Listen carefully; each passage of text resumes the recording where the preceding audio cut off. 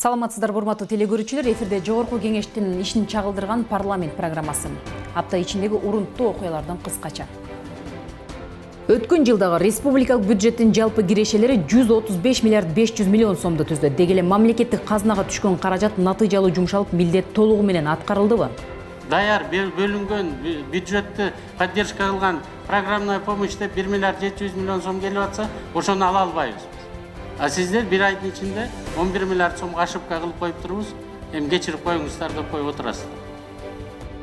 Жол эрежелери боюнча бекитилген айыппулдун өлчөмү азаят. Бул боюнча депутаттар мыйзам долбоорун иштеп чыкты. Айыппулдарды биринчиден жалпы сынан азайтууга жана ошондой эле тактоого жакшы жол ачылат. Аялдардын коомдук орду кандай? Айымдар айылдык кеңештерге шайлануусун жакшыртуу боюнча кандай мыйзамдар кабыл алынган? Айылдык кеңештерге болгон шайлоолордо айылдык кеңештерге 30%дан кем эмес резервация деген мыйзам өттү. Жогорку кеңештин депутаттары Жапонияда болуп, эки тараптуу алаканы бекемдеди.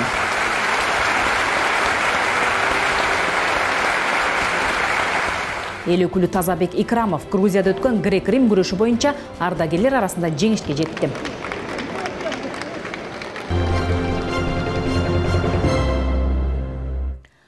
2018 жылдын бюджети аткарылган эмес. Эл өкүлүнүн ырастоосунда жалпы жонунан 11 миллиард сомдук катачылык кеткен. Эсеп палатасы жыл сайын бюджет мыйзамдарынын аткарылышындагы кемчиликтерди көрсөтүүдө.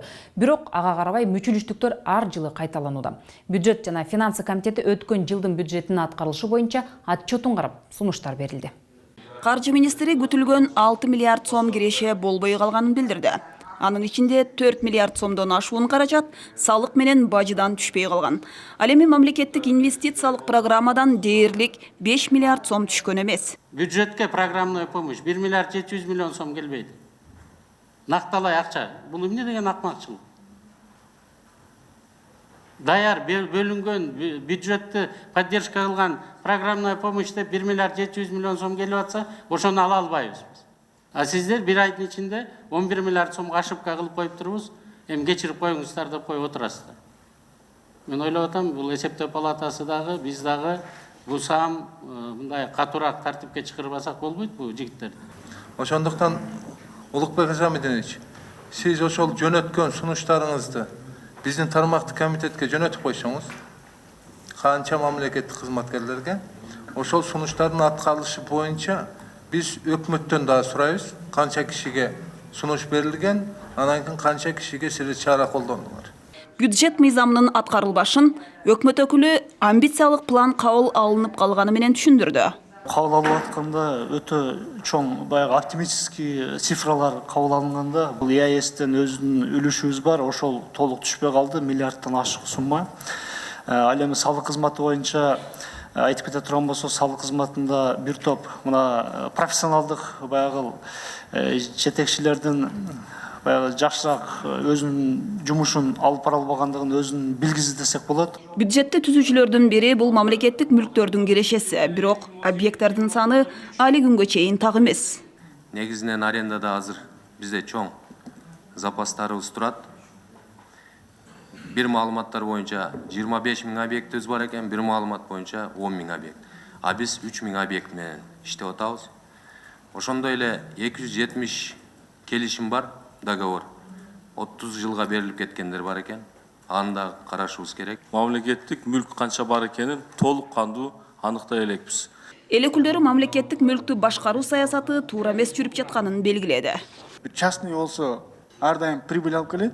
Качан гана мамлекетке өткөндөн кийин негедир ушундай нерентабельный болуп чыгат да. Себеби ал жерде өзүңүз туура түшүнөсүз, коррупциялык схемалар болот. Бюджет жана финансы комитети отчетту кабыл алууга шашкан жок. Бюджеттин аткарылышы боюнча отчет алгач башка комитеттердин кароосунан өтүшү кажет. Андан соң гана тармактык комитет акыркы болуп чечим кабыл алмай болду. Депутат Акылбек Жапаров салыкчы бажычылар укук коргоо органдары менен биригип алып акчаны өз чөнтөктөрүнө буруп жаткан үчүн жыл сайын бюджеттин киреше бөлүгү аткарылбай жатат деп ачык айтты. Макроэкономикалык көрсөткүчтөр жакшы. Ички дүң өндүрүм болсо 3,5%га өскөн. Анда эмне үчүн 11 миллиард сомго артка кетүү болду? Депутат Акылбек Жапаровдун бамында биринчиден өкмөттүн фискалдык саясаты түп тамырынан туура эмес. Экинчи себеби уюшулган коррупция. Ошо акцизди чогулта турган салыкчылар, ошону төлөй турган салыкчылардын өзү, текшерүү органдардын баары биригип алып, бюджетке акча бербей, өзүңөрдүн чөнтөгүңөргө салып атасыңар деген көрсөткүчтөрдү көрсөтүп атат. Мындай болбойт да.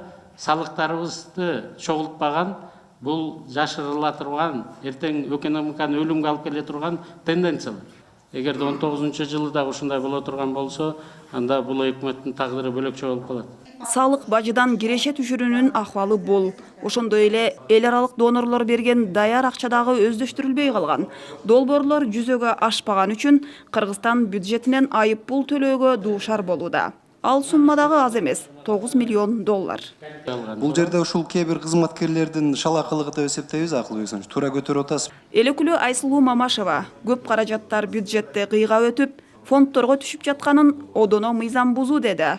Анткени бюджет кодекси боюнча кандай гана киреше болбосун казынага түшүүсү шарт. Но платежи идут, причем эти платежи идут от Комтора, которые должны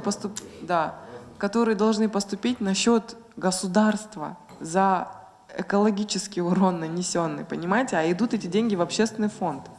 К сожалению, условия Комтора такие, что, значит, они должны поступать в общественный фонд. Ну, понимаете, соглашение, условия, это же все вещи обговариваются. Это же не так, что Комтор пришел, я хочу вот так. Правильно? А тогда зачем нам правительство, которое должно со своей стороны отстаивать интересы нашего государства? И кто будет с нашей стороны диктовать определенные условия? То есть, что эти деньги должны поступить в бюджет. Почему нет? Мы настояли на том, чтобы эти средства прошли через бюджет. Но вы же сказали, что они поступят на счет общественного фонда. Они поступают в общественный фонд, а потом, значит, при использовании они проходят через бюджет. Бюджетти бөксөртүп жаткан дагы бир нерсе, мамлекеттик сатып алууларда каражатты үнөмдөө жок. Кыргызстан жылына 80 000 тоннадан 100 000 тоннага чейин битум керек дейт. Кыштын күнү $200 түшүп кетет. Бирок сезон келгенде мына жайдын күнү $500 чейин көтөрүлүп кетет. Ошону биздин бюджеттин акчасы үнөмдөш үчүн Финанс министрлиги, Транспорт министрликке ошол январь айында каражатты бөлүп берип койсоңуздар. Комитет мүчөлөрү бир катар сунуштар жана эскертүүлөр менен 2018 жылдын бюджетинин аткарылышы боюнча өкмөттүн отчетун кабыл алды. Олуттуу деле эмес жол эрежелерин бузууларга салынган айыппулдардын өлчөмү өтө эле жогору деп нааразы болгон жарандардын кайрылуулары көбөйдү. Социалдык түйүндөрдө эреже бузуулардын айрым категориялар боюнча обужок жогорку айыппулдардын коюлгандыгы үчүн мамлекетте сынга алып келишет. Андыктан депутаттар тобу демилгелеген бузуулар жөнүндө кодексине өзгөртүүлөрдү киргизүү тууралуу мыйзам долбоорунда алардын көлөмүн кыскартуу каралууда. Демилгечи депутаттардын бири Улукбек Ормоновдун айтымында мыйзам долбоору айыппулдардын өлчөмүн азайтууга багытталган. Бул айыппулдарды кээ бир эрежелерди биз экинчи категориядан биринчи категорияга которуу боюнча сунуш кылтат. Талкууда Жанар Акаев айыппулдардын өлчөмүн төмөндөгөнү менен жолдогу видео камералар көбөйтүлүп, көзөмөл күчөтүлө турганын билдирди. Мыйзам кабыл алынары менен түшүндүрүү иштерин жүргүзүп, тескерисинче жоопкерчилик күчөйт, камералар көбөйөт, коопсуз шаарды дагы биз күчтөндүрөбүз деген аракетти кылыш керек. Тастандалбайча айткандай, штраф азайды, эми буза берсек жарашат деген болбош керек. Жол эрежесин бузгандардан 345 миллион сом каражат коопсуз шаар долбоор иштеп баштагандан бери чогултулган. Ар бир айыппулдан түшкөн сумманын 220 сому Вега компаниясына которулса, калганы мамлекеттик казынага түшөт. Айыппулдун 43% төлөнүп, 57% түрдүү себептер менен чогултулбай келүүдө. Ошого бир анализ жасап көрдүңөрбү? Туура көпчүлүгү машинени мурда сатып берген. Ооба. Бирок ошол мурда сатып берген ээсине келип атат да, ал мыйзам бузган жок. Сатып алган киши өзүндө каттабастан ошолдун атында жүргөн машинаны тээп жүрөт, ошолор бузуп атат да. Төлөй коюп, жана тууму 100%га жеткенден кийин биз аны кармап туруп стоянка кое алабыз да. Ага чейин эч кандай чара колдоно албайбыз. Ал эми комитеттин жыйынында алкоголдук ичимдиктерди ичип алып, мас абалында айдагандарга 17 000 сом салбай, аны 150 000 сомго көтөрүү керектиги айтылды. Бүгүнкү күндө Казакстанда 500 000 теңге экен, Кыргыздын сом менен которгондо примерно 150 000 сом. Примерно 1 жылдан 3 жылга чейин штраф экен. Ушуну биз да киргизиш керек. Эл өкүлү учурда иштеп жаткан мыйзамдын да таасири күчтүү экенин белгилейт. Коопсуз шаар долбоору күчүнө киргенден бери авто кырсы 42%га төмөндөгөн. айыппұлдарын, кейбір оңойырақ жерлерін азайтыш керек, елдің айтқан ойынша.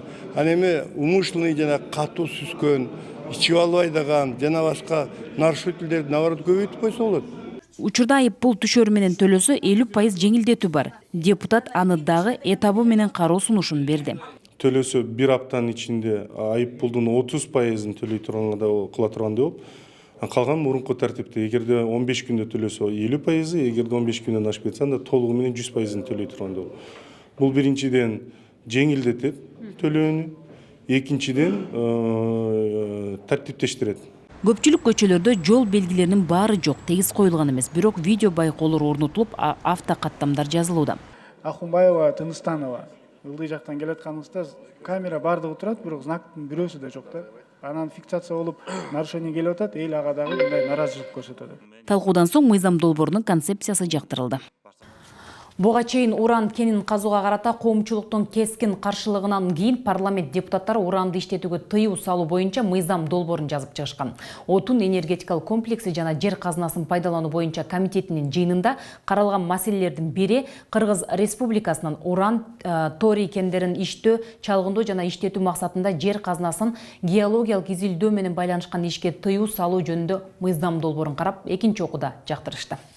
Атель айтып тургандай, мыйзам долбоорунун башкы максаты уран, торий сымалуу уулуу кендерди казууга тыюу салуу. Кыргызстан аймагында мындан ары уран менен торий кендери казылбасын дегенге таптакыр тыйылсын деп атабыз. Анткени кийин качандыр бир каза турган баягы жаңы муун, жаңы технология, жаңы заманбап бир талаптар пайда болсо, ал бул мыйзамды жокко чыгарып каза беришет.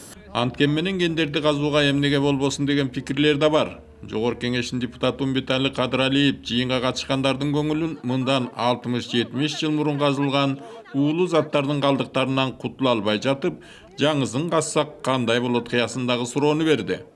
Тиги Союздан калган уран хвостохранилищалар, ошолордун содержаниясына, ошонун профилактика, безопасностьуна канча акча кетип атат? Качысы анан Минкушта 825 миллион рубль бизге ошол договорго макулдук берген. Майлуу суу бир шакафтарга бүгүн грант эсебинде сүйлөшүүлөр жүрүп атат. Теос иштелип бүтүп атат азыркы учурда. 7,5 миллион евро проект аткарылат келечекте. Жарым кылым 60-70 жыл мурун добыча болгон урандын маселесин мына МЧСтин өкүлү айтты, мына бүгүнкү күнгө чейин чече албай атабыз да. Чынында эле уран калдыктары сакталган жайлар эң эле кооптуу жагдайды жаратып келатканы жалпыга маалым. Бирок ошого карабай, өнөр жай энергетика жана жер казынасын пайдалануу боюнча мамлекеттик комитеттин төрагасынын орун басары лицензия алып алгандар сотко берсе эмне кылабыз деп кылчактаганы депутаттарга жаккан жок. Соттошобуз, суттурабыз деп отуруп, кумтөрдү алдаттык. Ушул жалаң 20 жылдан бери соттошобуз, суттурабыз. Сиз сотко барып келдиңизби? Же каяктан билесиз биз суттурабызды? Улуттук ар намыс деген болот. Биз эмнеге отурабыз? Бизде лицензия, мына сиз билбейсиз. 6 эле лицензия бар, действующий. 6 лицензиянын бирөө дагы разработкага жок. Жыйындын жүрүшүндө ошону менен бирге эле Кара-Балтада Казакстандан ташылып келген урандын кайра иштетилип жатканы туурасында сөз болуп, аталган комбинатты жабдууларын ылайыкташтырып, Казакстанга ташылып жаткан Кыргызстандын алтынын өзүбүз иштетсек эмнеге болбосун деген да ойлор айтылды. Ал эми мыйзам долбоору болсо экинчи окууда жактырылды. Белгилей кетсек, бул мыйзам долбоору менен уран торий аралашкан кендерди изилдөө, чалгындоо иштетүүдөн сырткары сырттан алып кирүүгө дагы тыюу салынат. Ошондой эле бул багытта берилген лицензиялар дагы жокко чыгарылмакчы. Жалпы жыйында дагы каралып, жогорку кеңештин колдоосуна ээ болду. Талкууда өлкө аймагында уулуу калдыктар сакталган 92 жай бар экени, аларда жалпысынан 300 миллион тоннадан ашык калдык бар экени такталды. Депутаттар Садык Шернияз, Бактыбек Турузбеков экономикасы күчтүү Жапония, Украина сыяктуу өлкөлөрдө уран торий кен казуулары боюнча ар кандай кесепеттерге тушуп жаткандыгын мисалга тартып, мыйзам долбоорун колдоого алышты. Ал эми депутат Улукбек Ормонов уран торий кендерин казууга каршы эмес экенин, бирок мыйзам долбоорундагы бир пункт менен бул багытта иштетилген ишканалар канчалаган жумушчулар жумушсуз каларын, дал ушул багытта өндүрүштө иштеген адистердин пикирин угуу керектигин белгиледи. Дүйнө жүзүнөн МАГАТЭден канча акча алдык 20 жылдын ичинде, ошол хвостохранилищелер жарылып кетип, суу каптап кетип, элибиздики тентип кетпесин деп. Дагы канча акча кетет, дагы канча жалдырайбыз. Эми ошол Bir firmanın işi жүрүп кетсин 150 киши деп азыр кайра уран алып келели. Мен айтып аткан нерсе бул хвостохранилище. Хвостохранилище ал жана урандан дагы зыян. Биз айтып атпайбыз, уранды каспайлы, бирок завод иштетели. А заводдон чыккан хвостохранилище урандан да зыян болуп атпайбы? Турак жайларды милдеттүү камсыздандырууда айрым тобокелчиликтер кыскартылууда. Маселен, эгер үйүңүз узакка созулган жаандан жабыркаса, суу көлмөлөрү ташкындап турак жайды каптаса, анда жарандар кенемте ала албайт. Эл өкүлдөрү чейки тобокелдиктердин шарттары так жазылган эмес деп Мыйзам долбоорду экинчи окууда комитеттин кароосуна кайтарды. Милдеттүү камсыздандыруунун башкы максаты кандай? Жарандарга жардам берүүбү же камсыздандыруу компанияларга капитал чогултуубу деген суроо депутаттарда пайда болду. Бул жерде мына 3 пунктту биз алып салып атабыз. Бул жерде подтопление, сильное подтопление, андан кийин продолжительный дождь, сильный дождь. Ушулардан кийин эгерде ошондой тынбай жамгыр жаап, ошондой жидкий атмосферный осадкалар болгондо сел жүрөт, үйлөр көчөт. Андан кийин биз бул жерде биздин тургундарыбызды бир топ кыскартып койбойбузбу? Дүйнөдө андай жок экен. Эң ушундай страховой случай 9 болуш керек. Биз ошон үчүн аны санын кыскартып атабыз. Биз ушундай эле калтыра берсек, анда келечекте мамлекеттик страховой компания бул банкрот болушу мүмкүн.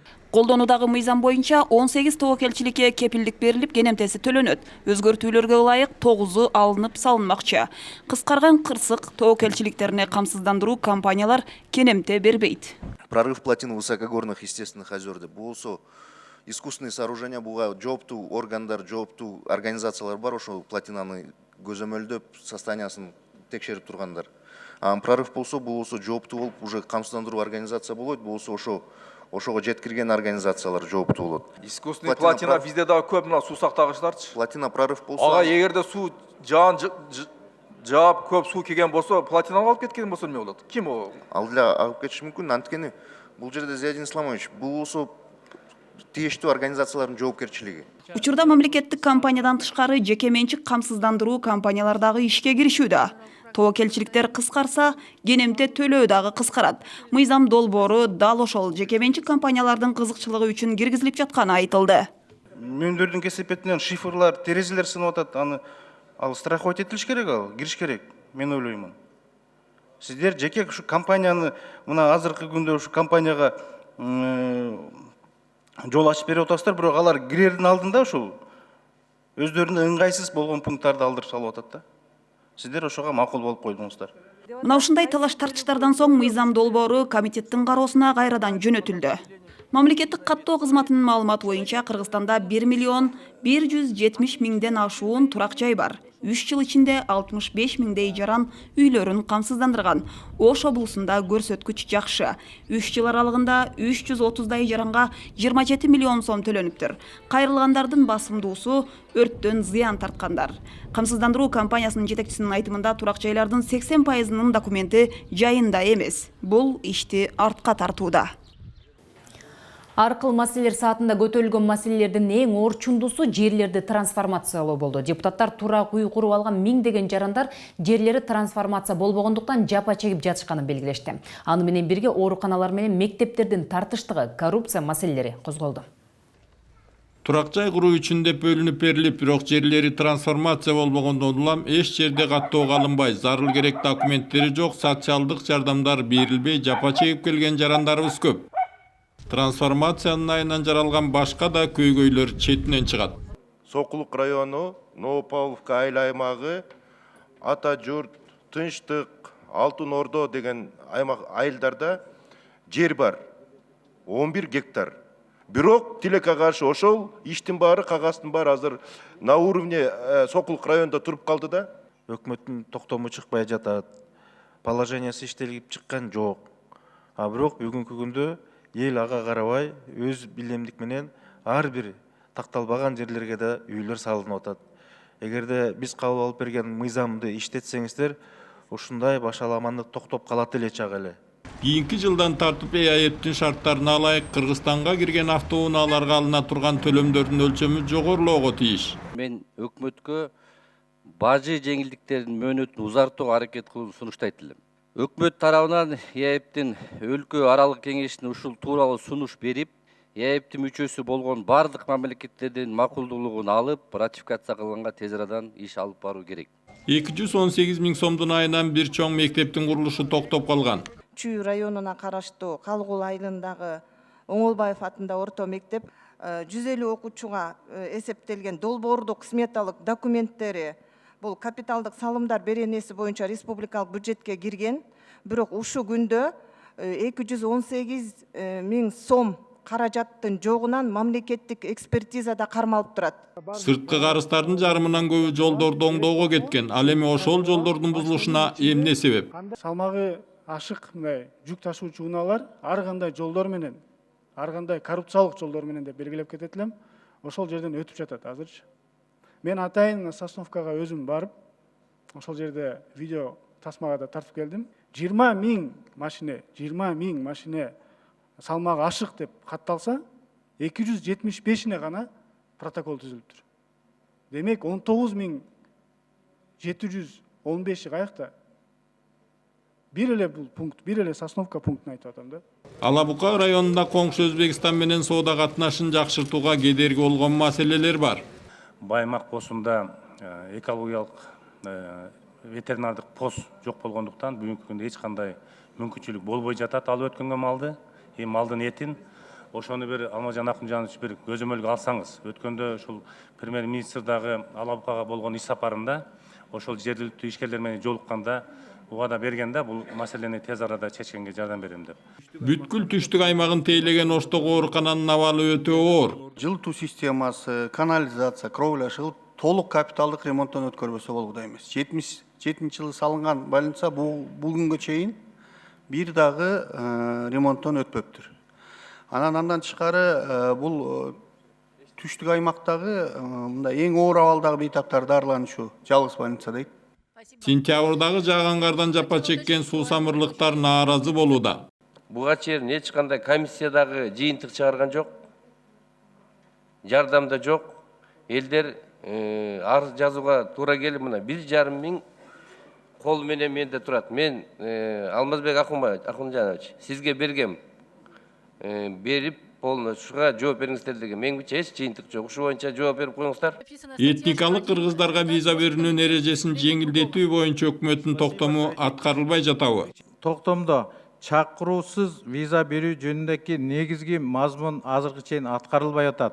Мына жакынкы убакыттарда Үрүмчүдөн кыргыздар виза алабыз деп Үрүмчүдөгү виза пунктине барганда аякта чакыруу талап кылып атыптыр. Жогорку кеңештин депутаттары жапон кесиптештери менен эки тараптуу парламенттер аралык кызматташтык мамилелерин талкуулады. Жогорку кеңештин Жапония менен кызматташуу боюнча достук топтогунун мүчөлөрү Жапон парламентинин өкүлчүлүк палатасынын спикери Тадамори Ошима баштаган депутаттар тобу менен жолугуп, эки тараптуу парламенттер аралык кызматташтыктын келечеги жана Кыргызстандагы социалдык экономикалык жактан өнүктүрүү маселелери боюнча, ошондой эле эки өлкөнүн аймактар аралык байланышын чыңдоо жаатында пикир алышты. Белгилей кетсек, иш сапар Кыргыз-Жапон парламентчилеринин достук лигасынын башчысы Ген Накатинин чакыруусу менен уюштурулду.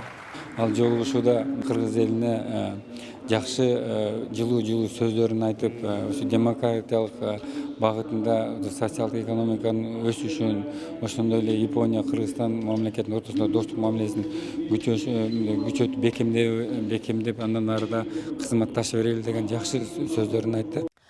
Саламаттык сактоо тутумунун учурдагы абалы, мамлекеттик программаларды ишке ашыруу, медицина тармагындагы реформалар тууралуу маалымат алынган кредиттик жана гранттык каражаттардын иштелип чыгышы фракция жыйынында каралды. Фракция отурумунда вице-премьер-министр Алтынай Өмүрбекова маалымат берип, медицина тармагын өнүктүрүүгө болгон аракеттерди белгиледи. Бул багытты жакшыртуу боюнча бир катар программалар иштелип, ага ылайык жумуштар аткарылууда. Негизги максаттарынын болуп, коомдук саламаттыктын сактоонун ролун, башкача айтканда, оорулардын алдын алуу иш-чараларын биринчи кезекке коюп, күчөтүү керектиги аныкталган. баарыбызга белгилүү болгону ооруларды дарылоого караганда бул кызматтарды көрсөтүү чыгымды аз талап кылаары жана эффективдүү экендиги баарыбызга белгилүү. Бирок кандай аракеттер жүргүзүлбөсүн оорунун айынан көз жумган жарандардын саны азая элек. Өзгөчө жүрөк кан тамыр ооруларынын кесепетинен адам өмүрү кыйылган учурлар көп кездешет. Ал эми жугуштуу ооруларды алдын алуу боюнча атайын иш пландар күчөтүлгөн тартипте жүргүзүлүп келет. Өлкөдө алдын алуучу эмдөөлөр менен камтуу 90% түзгөн жана полиомиелит, столбняк жана дифтерия оорусу менен жабыркагандар катталган эмес. Кыргызстан полиомиелити жок өлкө макамын алган. Өлкөдө дары-дармек сатуу саясаты жөнгө салынып, бажы алымдарына жеңилдик берилгени менен айрым дарылардын баасы өтө кымбат болууда.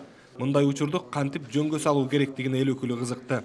Мен конкрет сураттым. Барлык жеңилдиктерди мамлекет тарабынан берилип атат. Салыктар жок алып келген кадарларды.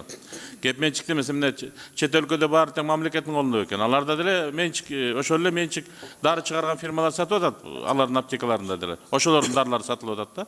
Бирок бизге келгенде эмнеге 3-5 эсеге чейин кымбаттап кетип атат? Же мамлекет салык албаса деген суроону коюп атам да. Жок, ошон үчүн мамлекет биз ошону азыр тастыктоо, регулировка коюшубуз керек да. Качан коесуңар? Мына баштадык, азыр мына өкмөт кол коюп берсе, мына буну уже быйыл уже киргизебиз. Азыр 58 дарыга. Андан тышкары этап менен кетебиз. Эмчүн дегенде ансыз биз ал бааны азыр азайта албайбыз. Отурум жүрүшүндө медицина тармагына сарпталган каражаттардын ыраттуу пайдаланылышы, жүргүзүлгөн реформалар, ооруканалардын абалы жана дарыгерлердин айлык маянасы боюнча маалыматтар айтылды. Айрым эл өкүлдөрү тарабынан бул тармакты өнүктүрүү боюнча сунуштар дагы берилди. Жаштар арасындагы белгилүү суусундук аз алкоголдуу ичимдик. Дарыгерлердин билдирүүсүндө убактылуу дем берип, ишке болгон жөндөмдү жогорулатат. Бирок уйкунун бузулушу, тынчсыздануу, кан басымдын жогорулашы менен акырындап депрессияга алып келет. Аларды дайыма колдонуу берүү көз карандылыкты пайда кылмакчы. Өлкө ичинде ичүү өтө тарап кетелекте бул продукцияны импорттоого чектөө киргизүү боюнча мыйзам долбоорун депутат демилгелөөдө. Элдин саламаттыгына тынчсызданган депутат Айнур Алтыбаева жаңы мыйзам долбоорун коомдук талкууга койду. Долбоордун максаты сырттан импорттолуп келген сергитүүчү курамында аз алкоголу бар ичимдиктерди ташып келүүгө бөгөт коюу. Энергетический напиткалардын ичинде организмге, адамдын баласынын организмине мындай коопсуз болгон көп зат бар экен. Ошон үчүн биз буну мыйзам менен сатууга тыюу сунуштап жатабыз. Мыйзам долбоорунун багытын колдогон эксперттер муну менен эле жалпы энергетикалык ичимдиктерди сатуу чектелип калбашын белгилейт. Курамында аз алкоголу бар гана суусундуктарга тыюу салынып, ишкерлер деле өтө зыян тартпайт деген пикирде. Аларга суроо талап аз болгону менен мындай көп эле ишкерлер андан кыйынчылык тартпайт да. Көбүнчө кыйынчылыкты ушул бир гана экспортерлор, импортерлор тартып калышы мүмкүн. Импортерлор жаданса. Дагы ошол ичимдик менен алек болгон. Калгандар энергетик базарына эч кандай таасир этпейт да бул мыйзам. Мыйзам долбоору азыркы кезде Кеңеш КЕЖИ сайтында жайгаштырылып, коомдук талкууга коюлду. Элдин жана депутаттардын сунуш пикири эске алынарын эл өкүлү билдирди. Жакын арада тармактык комитеттерде каралмакчы. Комитетте караганда, пленардык жыйында караганда дагы мен ойлойм, биздин коллегаларыбыз, депутаттар да экинчи окууга сунуштарын бергенге мүмкүнчүлүк болот. Сөзсүз депутаттардын сунуштарын эске алабыз. Соңку 30 жылдын ичинде калктын көбөйүшү жана курулуш аянттарынын кеңейиши менен Сейил бак, сквер, кичи райондордун турак жайлардын тегерегиндеги көчөдөгү жашыл бак дарактардын кыйла кыскарышы байкалууда. Автомобиль транспортунун санынын көбөйүшү менен зыяндуу заттардын абага чыгарылышынын көлөмү өсүп, элдин көпчүлүгү онкологиялык ооруларга чалдыгууда. Көйгөйдү чечүүнү көздөгөн калктуу конуштардагы жашыл бак дарактарды коргоо жөнүндө мыйзам долбоорун эл өкүлү коомдук талкууга койду. Ушул мыйзам аркылуу биз жаңы реестр киргизебиз. Мисалы, ар бир киши, ар бир бактын учету болушу керек да. Анан бак кыйылса, ордуна жаңы бак отургузулуш керек да. Анан өзгөчө ушул бүгүнкү күндө карасак, жол курабыз деп көп жерлерди мындай кыйып салышты. Анан ушул өзүнчө бир нормаларды киргизели деген оюбуз бар. Мисалы, жаңы үй курулса же жаңы ушул ар кандай турак жай комплекстери болобу же ушул зоок центрлер болобу, развлекательный центрлер, торговый центрлер 20% кем эмес территориясы бак дарактар менен камсызданыш керек да. Бул мыйзам долбоору коомдук талкууда болгондуктан эксперттердин көз карашындагы билдик. Кодекстин 78 статьясында сквер бар, бульвар бар, места общего пользования, а парк жок. Ошол айырмаларды, парктардын функциясына карап, кандай процент бактын территориясы, стройка, капитальное строительство болобу, облегченное строительство болобу, ошонун баарын жазып чыгыш керек. Мыйзамда жок болсо, мына 60% бул парктын территориясы аттракцион менен 5 кафе турат. Бул туура эмес. Бирок мыйзамга карасак, мыйзамда бул регуляция жок. Ошондуктан биз ошону жазганбыз. Анан кийин биз жанакы жоопкерчилик боюнча дагы проблема бар да. Мисалы, бактарды кыйып таштаса, көп деле штраф төлөйт. Ал жазылып турат кодекс о нарушениях. А мисалы, башка дагы нарушениялар бар да. Мисалы, бактарды моундай пайдаланганга, проводдарды илип, мисалы, афишаларды тагып, ошондой. Бул дагы туура эмес да, бак тарактар буга арналган жок да. Ошондуктан ага кандай чара көрүлөт, эч кандай бир да кодекста жок. Ошондуктан биз норманы жазып чыктык. Ушундай нарушениялар бар бак дарактын тегерегинде. Бирок ошол штрафтардын баары жаңы ачылган кодекстерге киргизиш керек да. Мен ойлоймун, биз баары бир бул долбоор боюнча көп сунуштарды киргизебиз. Жогорку кеңешке жергиликтүү кеңештердин депутаттарынын келүүсү жакшы салтка айланып калды. Алыскы аймактардан келген жергиликтүү кеңештин депутаттары жогорку кеңештеги кесиптештери менен жолугуп, жер-жерлерде орун алып жаткан көйгөйлүү маселелерди чечүүнүн жолдорун чогуу талкууга алышты. Бул ирет Араван районунун өкүлдөрү да келип, бир катар жолугушууларды өткөрүп, айылдардагы көйгөйлөрдү чечүү боюнча өтүнүчтөрүн билдиришти. Жогорку кеңештин төрагасынын орун басары Аида Касымалиева Чолпон Ата шаарында өнүккөн аял, өнүккөн аймак, өнүккөн мамлекет деп аталган конференцияга катышты.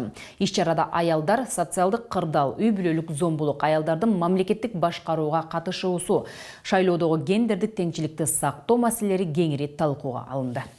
Балдар менен иштеген айымдар Чолпон Ата шаарында өткөн бул конференция Жогорку кеңештин төрагасынын орун басары Аида Касымалиеванын демилгеси менен уюштурулган. Конференциянын негизги максаты аялдардын коомдук ордун бекемдөө, алардын активдүүлүгүн жогорулатуу, алар туш болуп жаткан социалдык көйгөйлөрдү жеңилдетүү маселелерин талкууга алуу болду. Айылдык кеңештерге 30% жана резерв кылуу аялдар үчүн ошол мыйзам кирген, бирок ал мыйзам жөнүндө маалымат алыш керек, анын аткарылышы боюнча маалыматы жок болуп атат калың элде. Аталган мыйзамдын аткарылышы Саруу айылдык кеңешинин мисалынан ачык көрүндү. 42% аялдар өттү да, бул 9 орун 21 орундан. Анан ушул тажрыйбаны биз башка айылдык кеңештерге түшүндүрүп берели деп атабыз. Көп аялдарда маалымат жок экен. Биз кантип барабыз, бул иштебейби, иштейби деп. Апрелде мисалы үчүн абдан көп айылдык кеңештерде шайлоо болот да. Ошого жакшылап даярдануу керек. Ошону менен катар эле жер-жерлерде аялдардын активдүүлүгүн жогорулатуу маселеси кабыргасынан коюлду. Эмне үчүн биздин Кыргызстанда аялдардан губернаторлорду койбойт? Койсун губернатор, акимдерди койсун, иштеп берет ошол айымдарчы. Көрсүн кандай иштешет. Конференцияда сөз болгон дагы бир маселе мигранттардын балдарына кам көрүү маселеси болду. Конференциянын катышуучулары атайын мыйзам кабыл алууну сунушташты. Мүмкүн болсо ошол мыйзамга ошол 0 жаштан 7 жашка чыкканга чейинки балдардын ата-энелерине тыюу салган мыйзам киргизип койсоңор болобу? Бул багытта Жогорку кеңеште өкмөттө эмне иштер аткарылып жатканы айтылды. Жыйындын катышуучулары тарабынан үй бүлөлүк зомбулукту кыскартуу, мигранттардын балдарына чектелген пособияларды кимге берүүнүн жолдорун аныктоо жана дагы башка социалдык маселелер кеңири талкууга алынды. Жыйындын соңунда Жогорку кеңештин төрагасынын орун басары Аида Касымалиева эмгеги сиңген айымдарга Жогорку кеңештин ыраазычылык каттарын, Айым депутаттар форумунун ардак баракчаларын тапшырды. Ага Удали Чолпон Ата шаарында жогорку окуу жайларынын аялдар командаларынын волейбол оюну боюнча республикалык мелдеши өткөрүлдү. Волейбол боюнча аялдар арасындагы республикалык мелдеш Дениз Ак аял, Дениз Ак улут деген ураандын алдында өттү. Волейбол оюну боюнча мелдештин ачылышында сөз сүйлөгөн Жогорку кеңештин төрагасынын орун басары Аида Касымалиева уюштуруучуларга ыраазычылык билдирип, спортчуларга чоң дем күч каалады. Республиканын 7 дубанынан 8 команда тандалып келген. Албетте даярдыгы мыктылары жеңип баш байгелерге ээ болушту. Бирок эң башкысы ынтымак жеңип, өз ара таанышып, достошуп тарашты. Кадимки биринчи мугалим дүйшөндүкүндөй мектеп азыр бар десе ишенет белиңиз. Тилекке каршы дал ошондой мектептерде окуучулар билим алып келишүүдө. Транспорт, коммуникациялар, архитектура жана курулуш боюнча комитет Токтогул районунда көчмө жыйын өткөрүп, абалы оор мектептерди жеринде көрдү. Теманы кабарчыбыз улантат. Комитет мүчөлөрү алгач Торкен айылындагы Мамыров орто мектебинин абалы менен таанышты. Бул имарат мурда айылдык дүкөн катары салынган. Кийинчерээк мектеп жоктугуна байланыштуу балдарды окутууга берилген. Барып көрөлү, ушундай жерлер бар. Токтогул районунда аварийный состоянияда мектептер бар, курулуп бүтөлүк объектилер бар деп. Анан көтөрсө биз ушул бүгүн комитет жыйыныбызда болот, ошол жерде колдоп беребиз сиздерге. Учурда мектеп имаратынын абалы өтө оор. Өзгөчө Кырдаалдар министрлиги бул имаратта окууга тыюу салганы менен окуу процесси улантылып келет. Проекти чийилип даярдалып аткан экен. Кийинки жылкыга ошо киргизебиз деп атышат. Буюрса кийинки жылы бюджетке кирип калат деген ишеничтебиз. Ал эми Кара Суу айылындагы Казатов мектеби окууга мүмкүн эмес абалда. Бир партада 3төн окуучу отуруп билим алышат. Жаңы мектептин пайдубалы мындан 2 жыл мурун түптөлсө да, курулуш иштери улантылбай турат. Сыртын шыбап, эптеп, жапкап иштеп келатабыз. Анан акыбалыбыз өтө эле оор. Классыбыздын аянты өтө чакан, 32 квадрат метрди түзөт.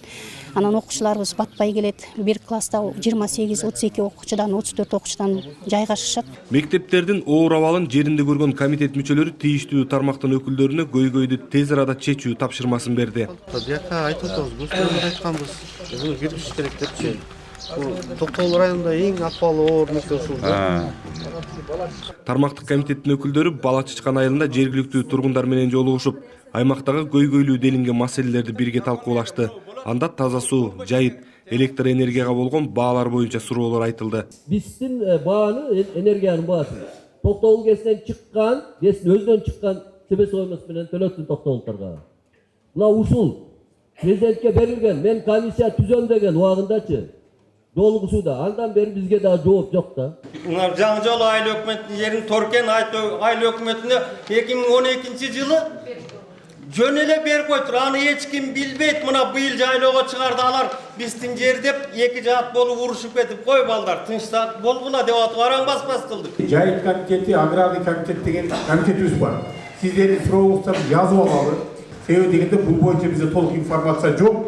Ошон үчүн биз жазып алалы дагы. Анан кийин кааласаңыздар кагаз түрүндө же болбосо ошол жана премьер-министрибиз жыйынга келип калганда ошону сурап силерге жооп алып берет.